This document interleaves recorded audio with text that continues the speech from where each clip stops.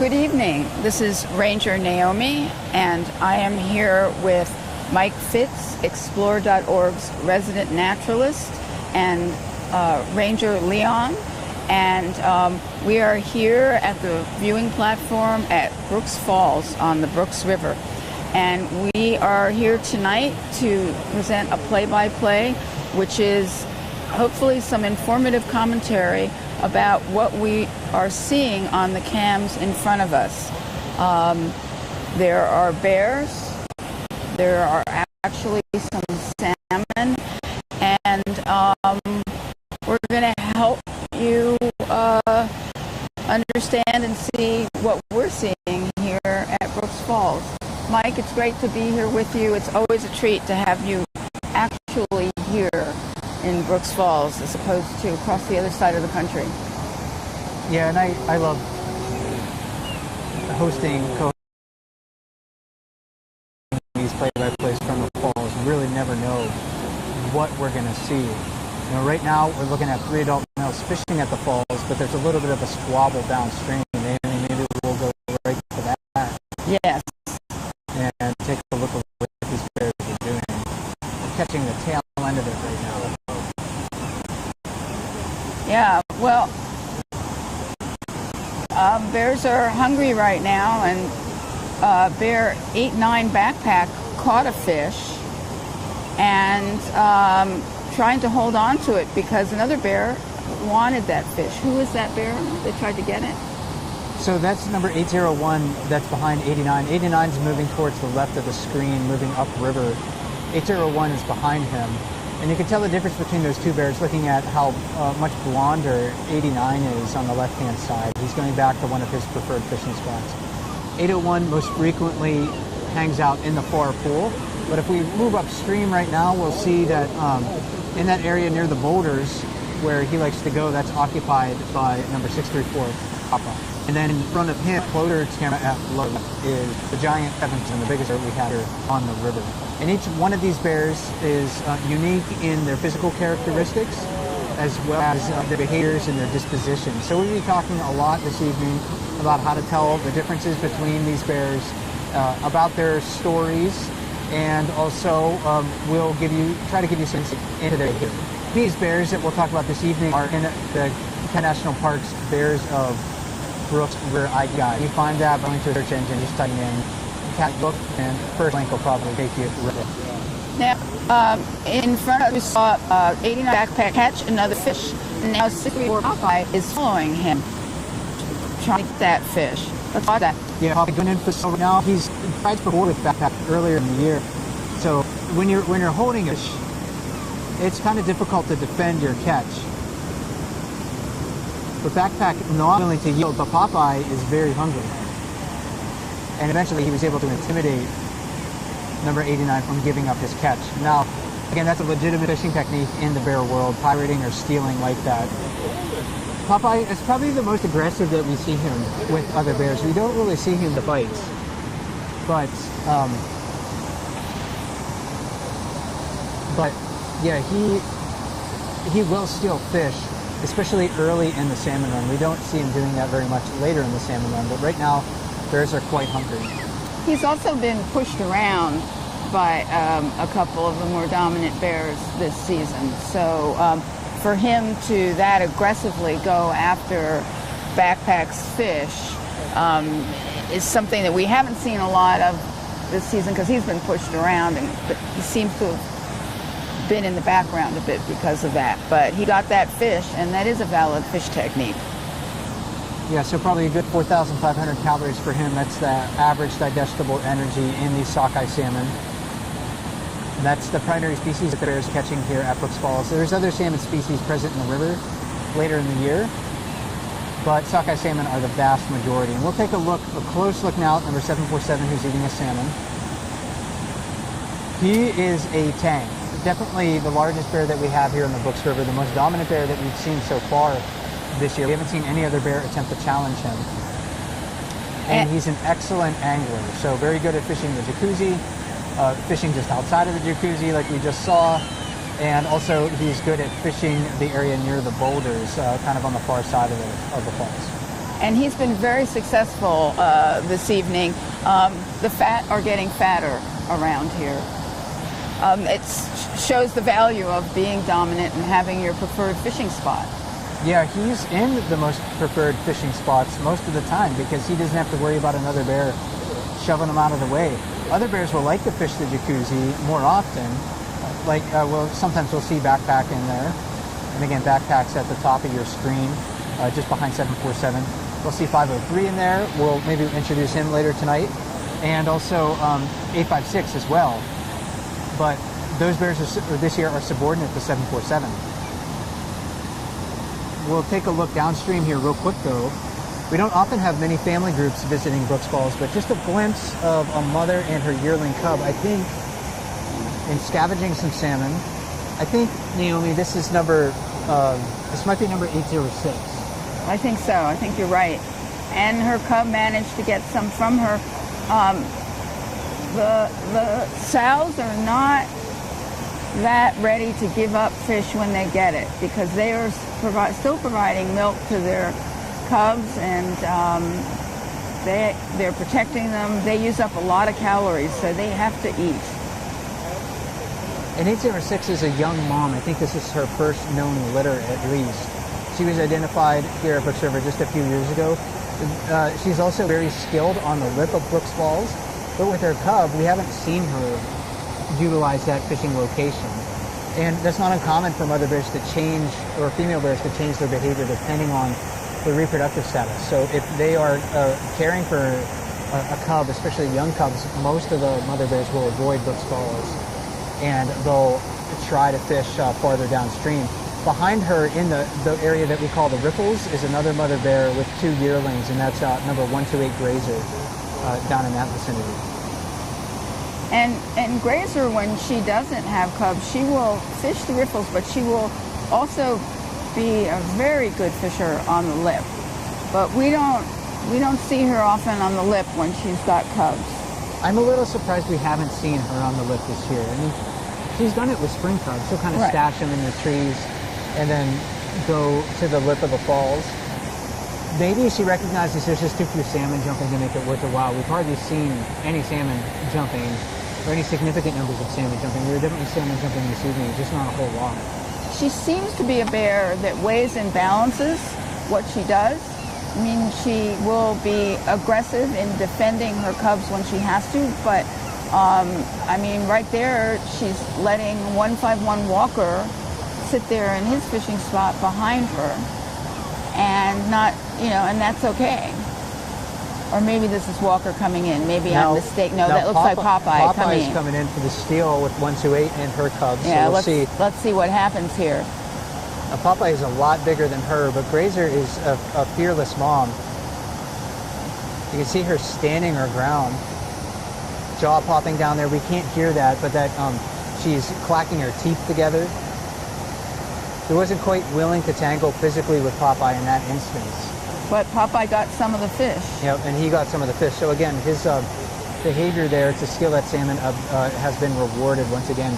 Downstream of him, Walker, just sitting there, taking care of his own business. He really didn't even react to that situation at all.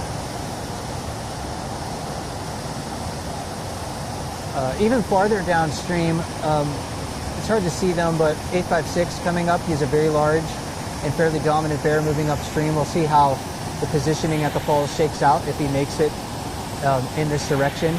806 moved out into the middle of the river right now with her cub, again looking to scavenge anything that drifts downstream.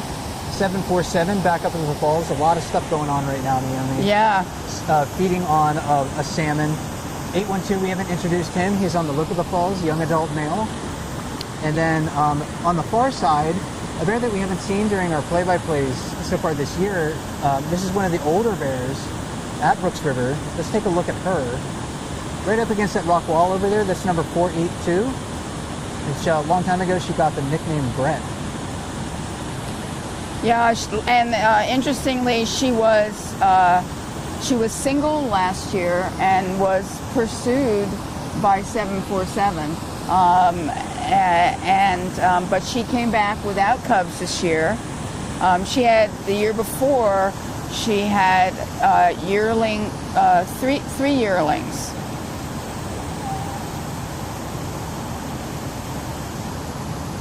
And she's a pretty bear. She always seems to be really well furred, blonde ears. She is striking. She's fairly distinctive. Yeah, when she's had cubs, her cubs tend to be, some of them tend to be quite blonde.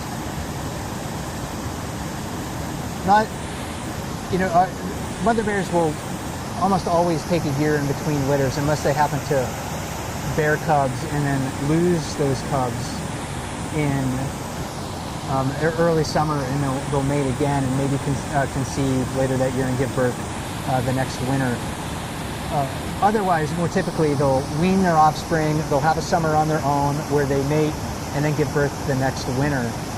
But sometimes even the fattest bears seem to take more than 1 year in between litters. And there's certainly a lot of salmon available to bears last year. It's possible that Brett didn't conceive any offspring this year. It's also entirely possible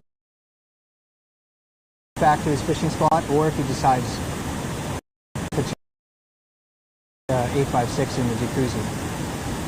And it looks like he doesn't feel the need, because there he goes, right back into the same fishing spot. Can't argue with success, I guess. Both 747 and 856, very large bears.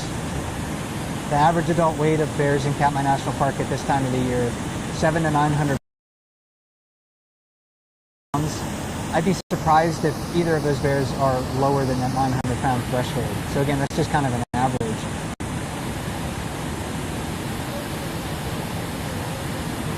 And they both really know how to fish. Yeah, you don't get as big as they do without having access to a lot of food. And although the salmon runs in Brooks River over the past 5 years have been really strong, you still have to catch the fish. Unless you want to wait until the very end of the year where you can maybe scavenge dead and dying salmon. But the energetic reward for catching a fresh salmon right now when they've just days removed from the ocean is huge. Again, each one of these fish contains probably about 4,500 calories of digestible energy for brown bears at this time of the year. And after the fish spawn, it's probably going to be only about half of them. Also, note that 747 ate that entire fish. And there are gulls and eagles hanging around, and they're not getting much.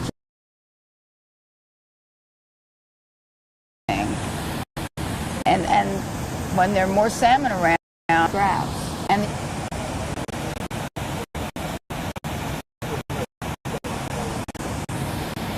now, definitely many younger bears hovering on the fringes.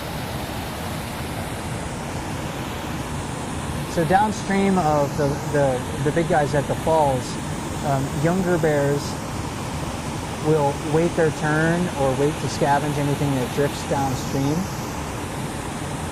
We'll see when the salmon are running to the falls in huge numbers, when they're stacked up against the falls, and the water looks almost more fish than water. We'll see these younger bears and smaller bears have greater opportunities to practice fishing on the lip of the falls or in the jacuzzi. But when those spots are occupied by larger adult bears, then they really just have to wait downstream or be very cautious in their approach. And this is another, Naomi, I think this is another young adult male right here. Not quite big enough maybe to fish close to 856, 747. I think this might be number 807.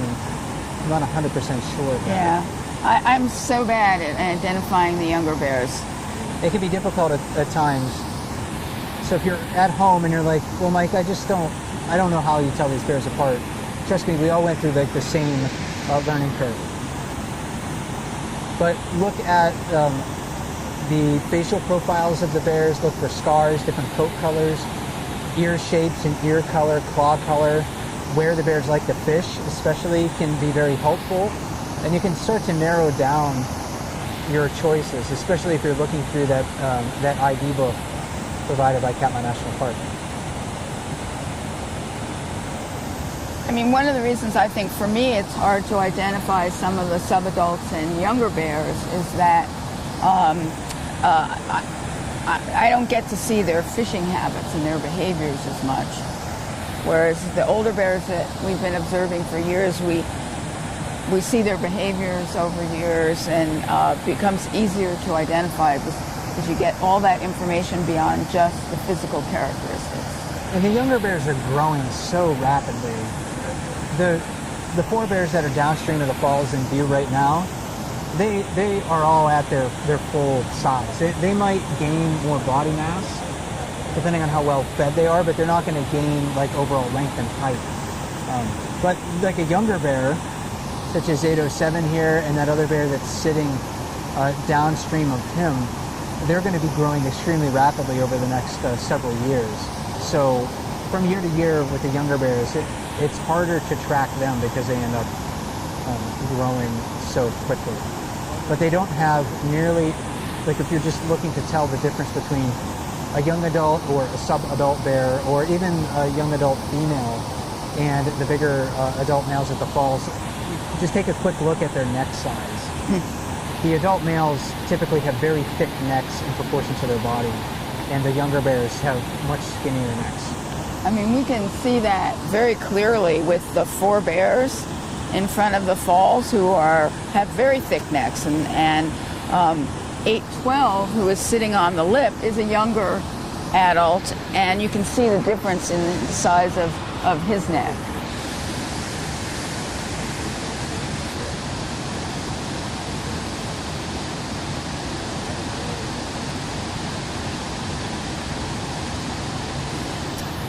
Now, it may look like some of those bears are just sitting there, but they're actively fishing. Absolutely. They're focused on the water in front of them. They're focused on what their competitors nearby are doing.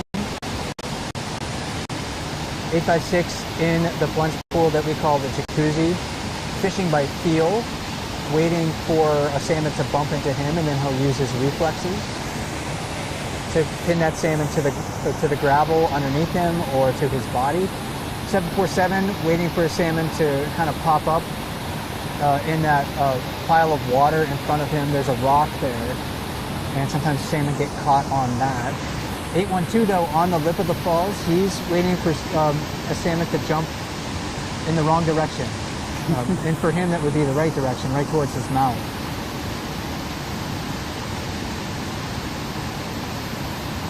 He is very skilled at that. His mother, 402, was also very skilled at fishing on the lip. Oh, speaking of successful. Yeah, we can see how 747, or excuse me, 856 here, how easily he was able to catch a fish as long as he's patient doing it. On the lip, 812 not quite comfortable with the approach of 856, so you can see him back off a little bit. Now, this is interesting, Naomi. 856 moving into the trees here to eat his fish. He's not moved far. He's still, you might see his head shaking there just a little bit. We're not going to be able to get a good look at him eating that fish. But that's not something he would have done last year or the year before when he was feeling more confident. Maybe he was feeling stronger, healthier at the time. Right now, it seems like he's concerned that another bear may challenge him for either his fish or his fishing spot, and he just doesn't want to deal with it. So he'll move into a more secure location to eat his salmon. And that is something that he did when he was younger, but hadn't been doing for many years because he was so dominant. And that's not something we're seeing 856, or excuse me, 747 doing. Yeah, and we frequently see younger bears, even young adult bears, take their fish and go behind the platform or away so that they can, their fish is not stolen, or they're not having to fight other bears. But that's just such a new behavior for 856 to do that. Yeah, that's, I think, for me, that's just a really strong indication that he's not feeling as strong as he used to, for whatever reason. We don't know why. We know that he's an older bear. I mean, he's about 20 years old. Identified as an adult, young adult in 2006, I believe. So that would place him around 5 or 6 years old at that time. And when you lead a life as difficult as 856, challenging other bears year after year after year, it's eventually going to catch up. And maybe this is the year he's starting to feel a little bit of his age. Curiously, though, 747 is not much younger.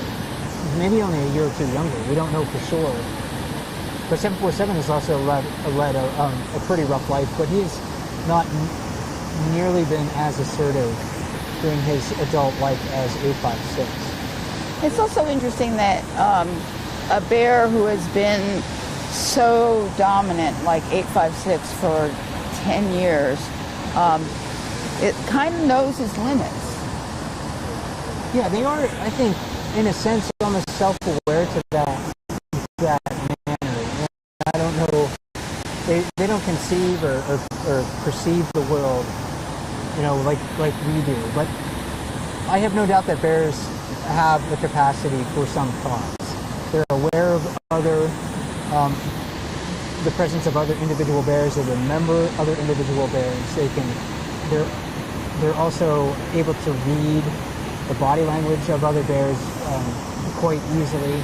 So they are not acting solely on instinct. I mean, there is a thinking process going on in their brains while they're trying to make a living here.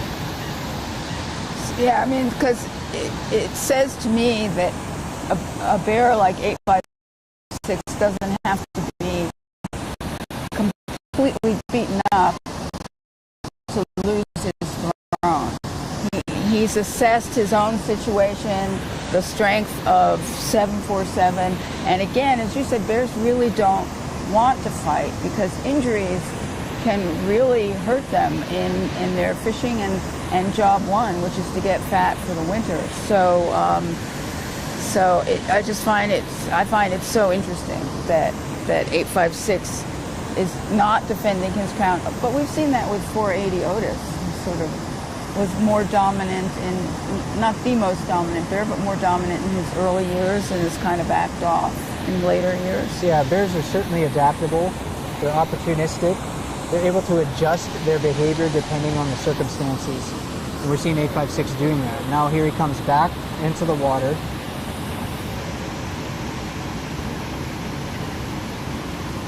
.807, is going to avoid, I think, his approach. And again, discretion is the better part of valor for these smaller bears.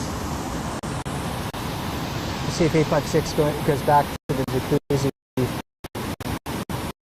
Looks like he's going to try that. 747 is eyeing him for sure, really paying attention to what 856 does. They're both looking at each other. Yeah.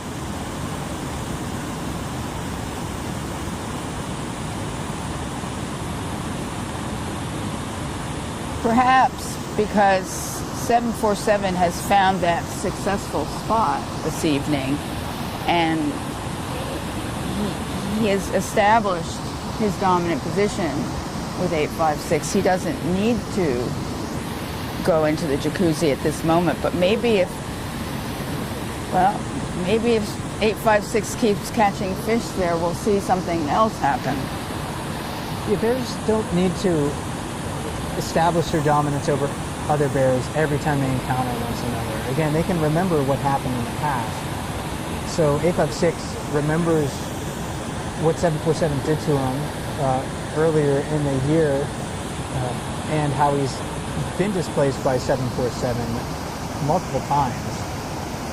747 remembers that too. He remembers displacing 856, and perhaps he perceives that 856 has gotten the message. I think if 747 walked over closer, we would see 856 leave. But 747 doesn't need to prove his point at this moment. That could change, of course.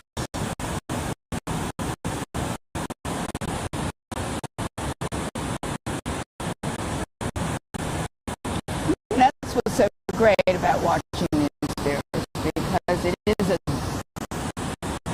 dynamic life. and dynamic relationships between them. So watching them on Explore over years is just is so great. You don't get one snapshot. You get to watch them over years and how their relationships change, how the bears themselves change.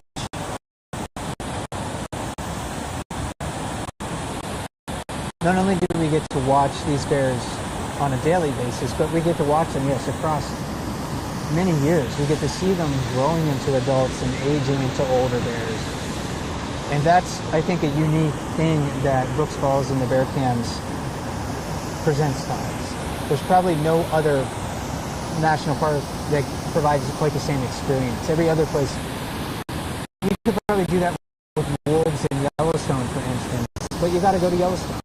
There's no webcam on the wolves, unfortunately, or on the Lamar Valley, where maybe you'll be able to see wolves hunting and frolicking and doing all the things that make wolves wolves. But we have that chance right here at Brooks River. And these bears are not anonymous individuals. We know a lot about their life histories, and it's a fascinating thing to watch. And I'm glad that we're able to share this experience with everyone.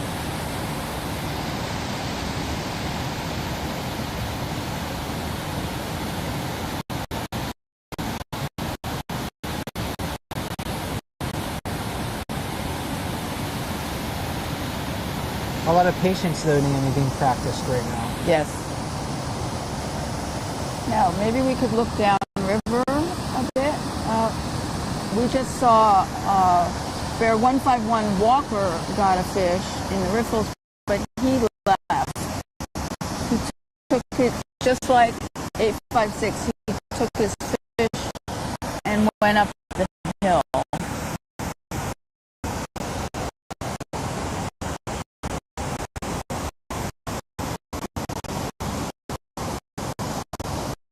Several other bears fishing in the riffles area.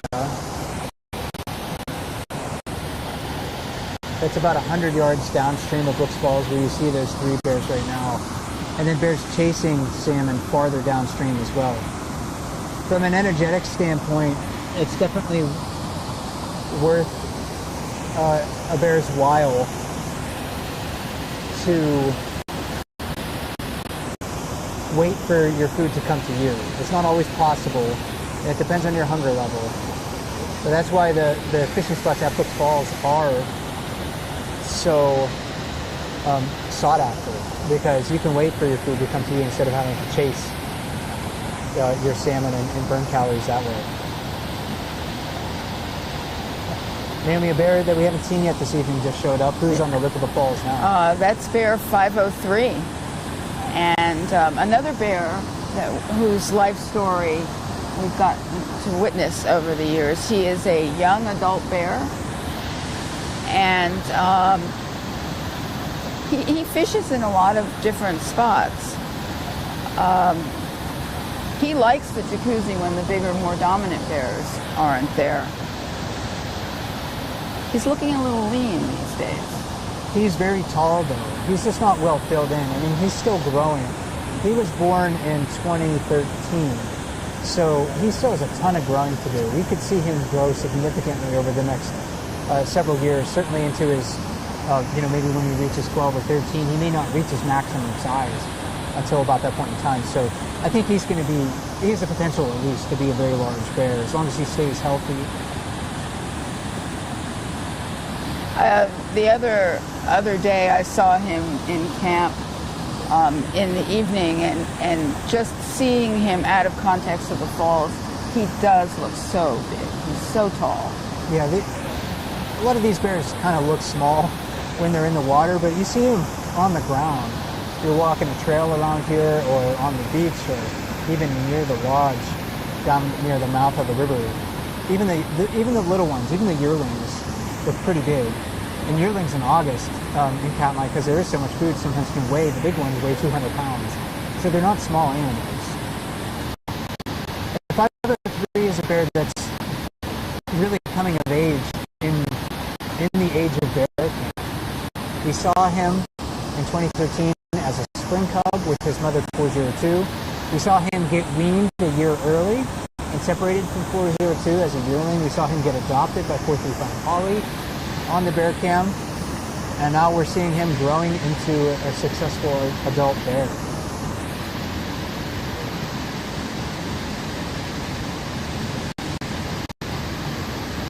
Also interesting that those three bears are in very close proximity to each other right now and are just fishing. And the river itself here is from bank to bank, from the grass on the edge of the water near us to the rocks on the far side, that little cliff over there. It's a little under 50 yards in width. So the bears may look, in some places, especially when you're watching on the main Brooks Falls cam, they can look like they're really on top of them. But they can be spaced out by a couple dozen yards. And you can get maybe a better perspective on how close they might be when the Ripples camera, which is another one of our webcams here at Brooks River, is looking upstream towards the falls. I do like the Ripples cam because it does give you a broader view of what's going on here. And there's frequently a lot of activity in the riffles. So. And different bears use that location versus Brooks Falls. We haven't, like, for instance, we haven't seen 151 Walker come up here this evening. He'll fish the falls. We'll sometimes see him on the lip. We'll sometimes see him in the far pool. But right now, he is still hanging out in his preferred fishing spot in the riffles. And that's a good fishing spot for him. He seems to be able to catch fish there on a regular basis. He was there for a lot of last season, and he got very fat there before he came to the lip later in the season to fish. And way downstream, Naomi, almost out of our line of sight, they're just probably going to look like pixels on people's view at home there, but maybe another family group moving through.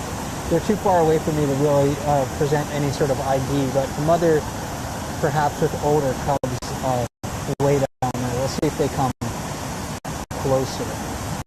We're reaching about peak bear time at Brooks River here, with the most bears using the river at the same time.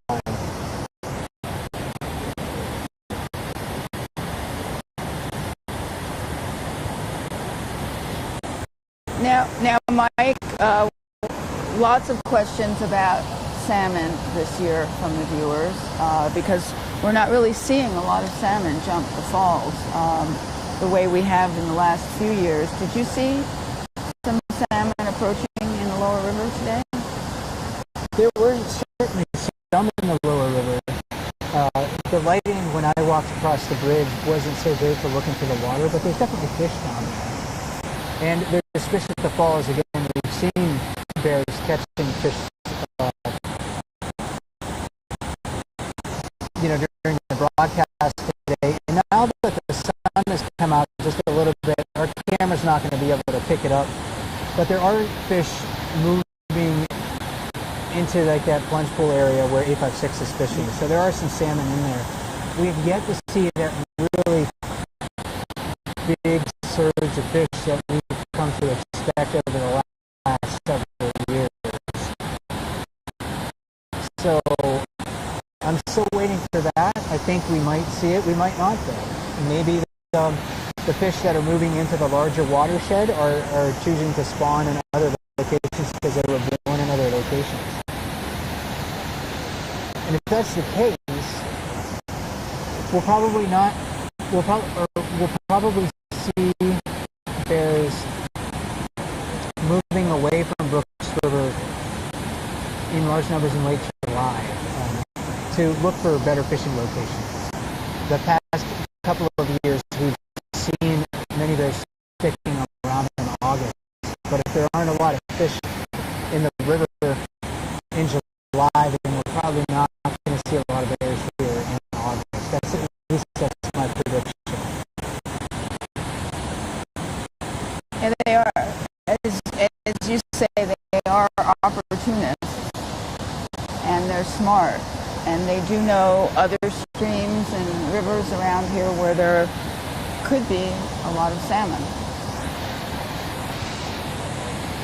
And one thing that allows bears to exist in Katmai National Park in such high densities is the fact that salmon aren't just available to bears at one time in one place. They're available to bears for a lot of the summer, especially starting in August and going into early September. A lot of those runs end up playing out in early September. We'll see a lot of bears coming back to Brooks River to scavenge for dead and dying salmon, because Brooks River has salmon in it later than most of the other places, most of the other streams in the park. But yeah, bears can fish here for salmon in July. They can go to the other tributaries of Lake Brooks upstream or of Naknek Lake and fish in August, and then they can come back to Brooks River here in September. And the same thing happens in many other places throughout Bristol Bay. 856 actually now going back to what we would consider his typical eating spot. Yes.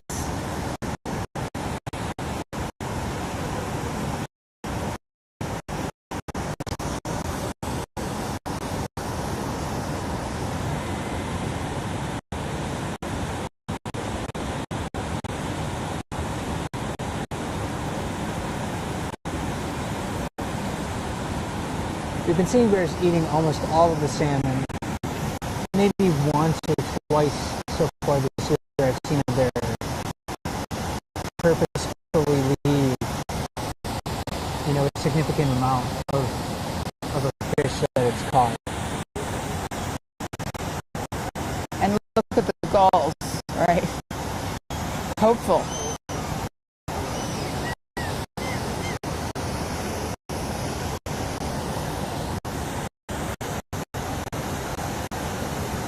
It's likely that 856 is going to leave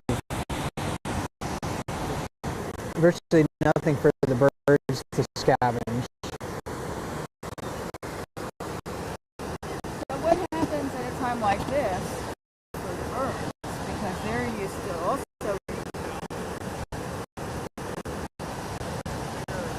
All right. Sorry, go ahead, Naomi. You cut out there. Okay, are you hearing me now? Okay. So my question is, what happens to birds like the gulls who are relying on scavenging? No. Keep going. Just keep going. Who are relying on scavenging from the bears, and there isn't much to eat.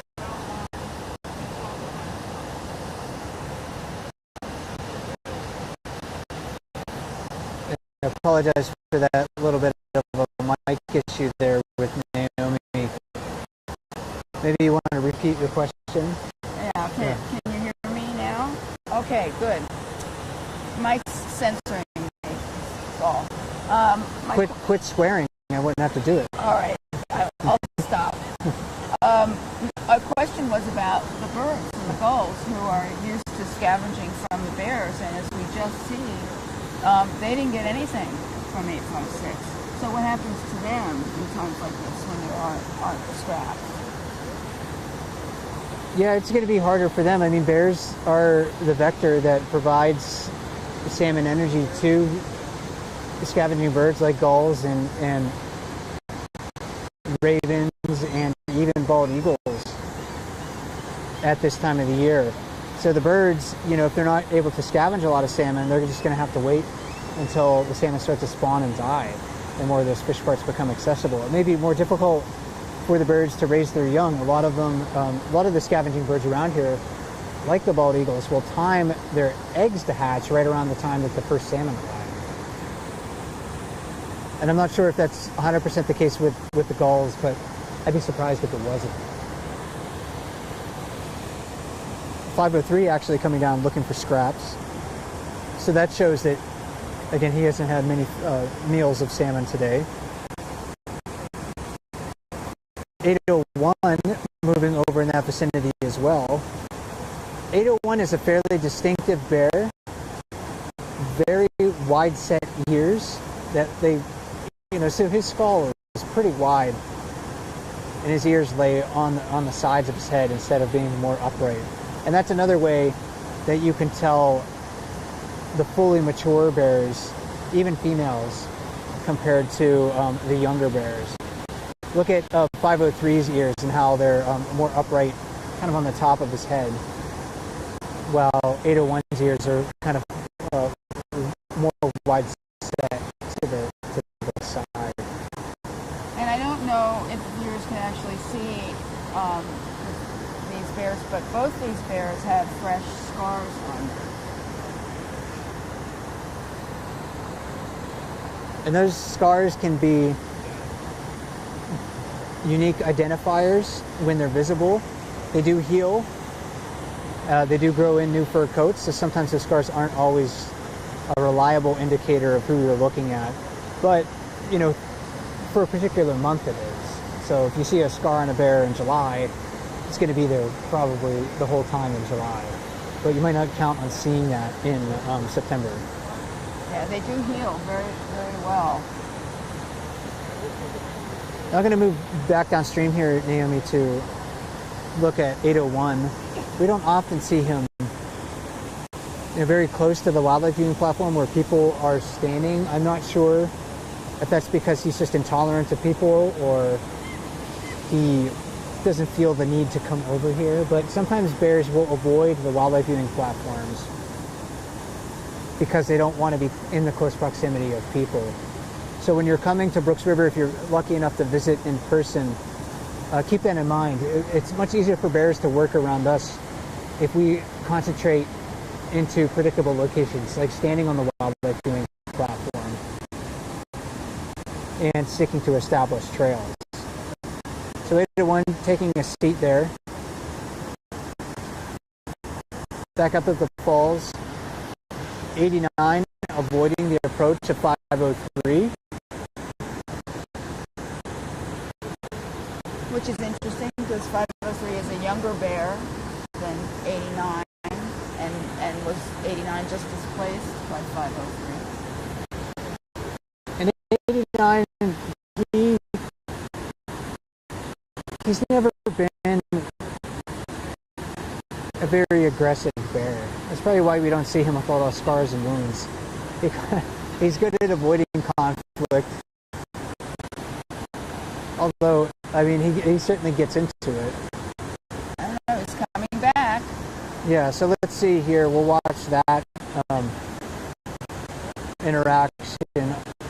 There's a little bit of growling from 89. Again, he's on the right, 503 on the left.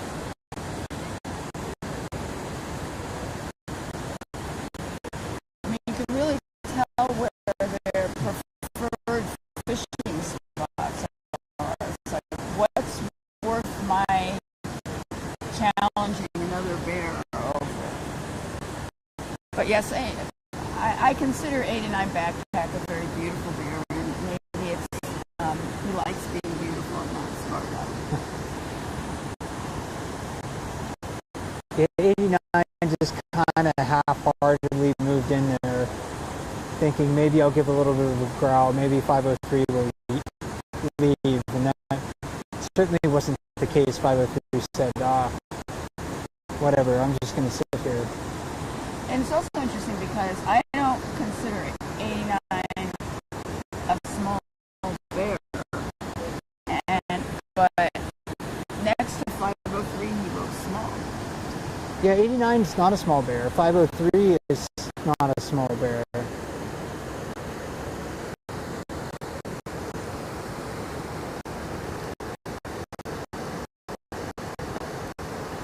Hang on for a moment, Naomi, while I adjust your mic here again.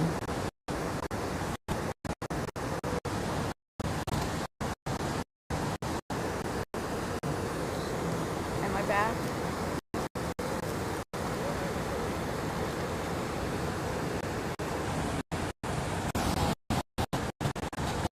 Now?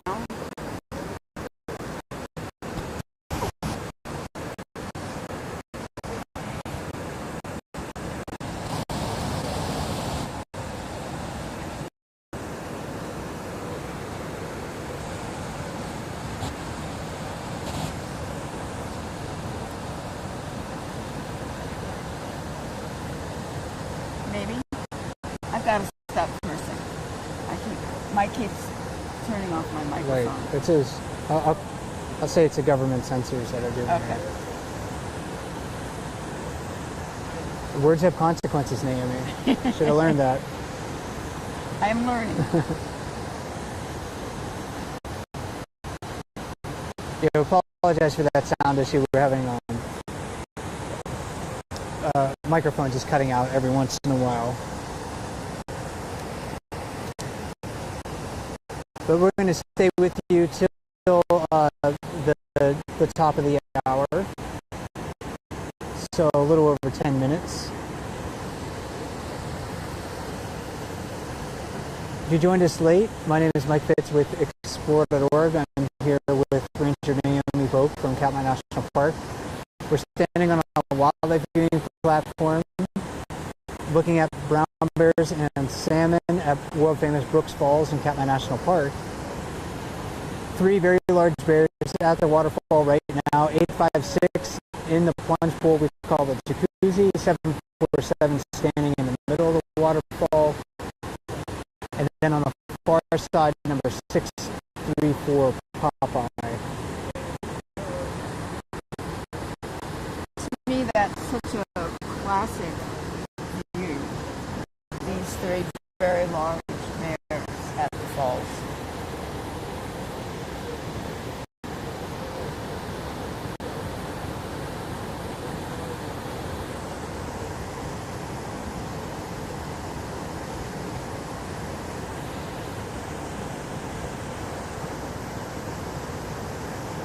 Now 503 really, he didn't want to fish that location very hard because he's already moved away. Now he's down on the island near 801. I'm not sure if they are going to interact or ignore one another. 801 was sitting down, but he stood up upon the approach of 503. So 801 on the left, 503 on the right.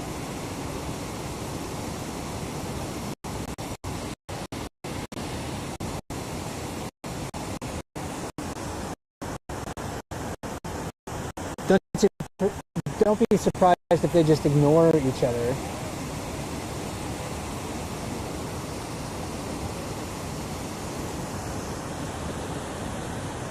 So it seems like 503 is just making his rounds, but you can see 801 turning to face 503 the whole time, so not comfortable with the proximity of 503. How old is 801? No, we don't know. He was identified a few years ago just as an adult bear. And he didn't really look young when he showed up. He doesn't seem like a young bear to me. So, again, older, maybe more vulnerable. And most of the bears that we see here have used the river in previous years. So they're known bears. But every year there's a few fully mature adults that show up, and where they've been, what they've been doing, how they missed out on the party at Brooks Falls, we don't know. But that happens every year. Every year there's a group of newly identified bears.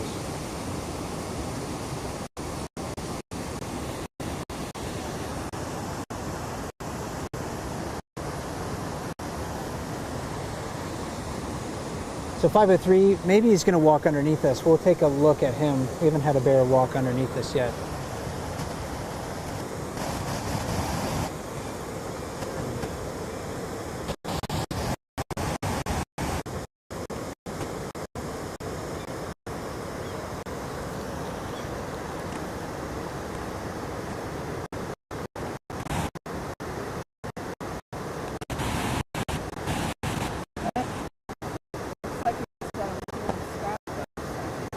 scratch. Nope, it's not going to take it.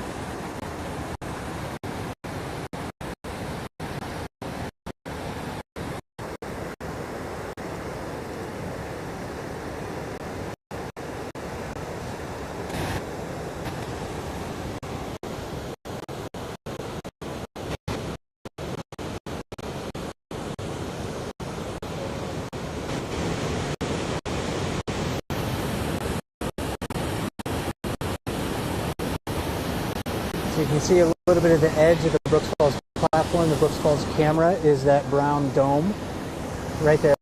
So after the broadcast concludes,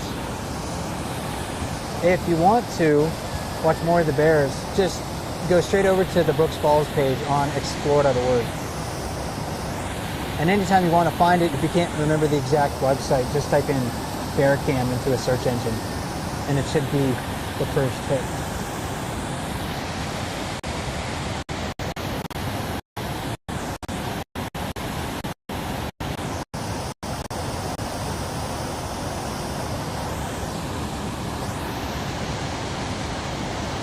So do we think 503 left, or is he maybe headed back for the lip again? It's hard to say. He will often. Oh, here he comes. I think he's still up there in the trees. We're not going to be able to see him through the leaves, but he's still up there. He'll often circle around that old fish ladder that's on this side of the waterfall and move to the lip after that. Maybe some viewers don't know about the fish ladder. We get asked that a lot. It's not a fish ladder anymore. You can see a part of the structure that deflects water around the fish ladder. There's a concrete wall there. You're wondering what that square or that rectangle shape is on the top of the waterfall. That's just to deflect the water around the fish ladder. The fish ladder was opened in 1950, constructed by the U.S. Fish and Wildlife Service. At the time, salmon runs in Bristol Bay were much smaller than they are right now, and the federal government, which since Alaska was still a territory, was very interested in managing the fish so that there were more salmon returning, and they thought, at least at Brooks Falls, maybe one way to do that would be to allow the fish easier passage around the waterfall. Even though, fish had been jumping the falls for probably about 3,000 years before that. But again, they wanted to give the salmon an easier passage. They blasted out a fish ladder. It is no longer passable to salmon, and now any salmon that want to spawn upstream will have to jump the falls.